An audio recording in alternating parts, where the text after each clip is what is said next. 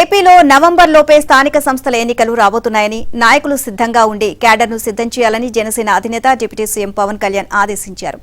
విజయవాడలోని పార్టీ ఎమ్మెల్యేలు, ఎంపీలు, కీలక నేతలతో సుదీర్ఘ సమావేశం నిర్వహించారు. సమాచార సేకరణ కమిటీలు, లీగల్ విభాగం వైఫల్యాలు, సోషల్ మీడియా దుర్వినియోగం వంటి అంశాలను పవన్ చర్చించారు. ఎమ్మెల్యేలు, ఎంపీల నుంచి సమాచారాన్ని తీసుకున్నారు.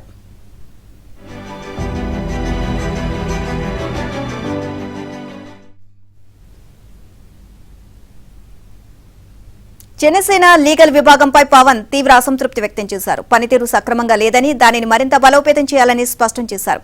సోషల్ మీడియా విభాగాన్ని బలోపేతం చేయాలని, న్యాయ పరిధిలో లోబడి కౌంటర్లు ఇవ్వాలని సూచించారు. సుగాలి ప్రీతి, ప్రశ్న రావణ్ అంశాలను పవన్ ప్రస్తావించారు.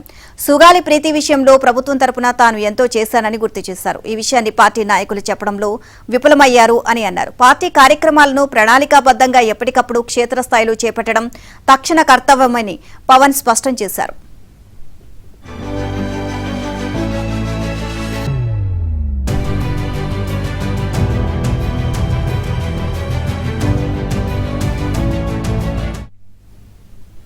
పవన్ కళ్యాణ్ భుజం కండరాల సమస్యతో బాధపడుతున్నారు. 2 వారాల క్రితం ముంబై వెళ్లి ఆసుపత్రిలో వైద్య పరీక్షలు చేయించుకున్నారు.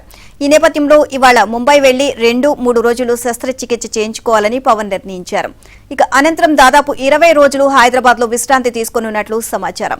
తాను తిరిగి వచ్చే నాటికి కమిటీలు వాటి పని పూర్తి చేసి స్థానిక ఎన్నికలకు సంసిద్ధం ఉండేలా తయారు చేయాలని నాయకులను ఆదేశించారు. కూటమి విషయంలో అత్యంత జాగ్రత్తగా వ్యవహరించాలని, గ్రామస్థాయిలో అందరినీ కలుపుకొని వెళ్లాలని, సమస్యలు వస్తే పార్టీ దృష్టికి తీసుకువెళ్లాలని పవన్ సూచించారు.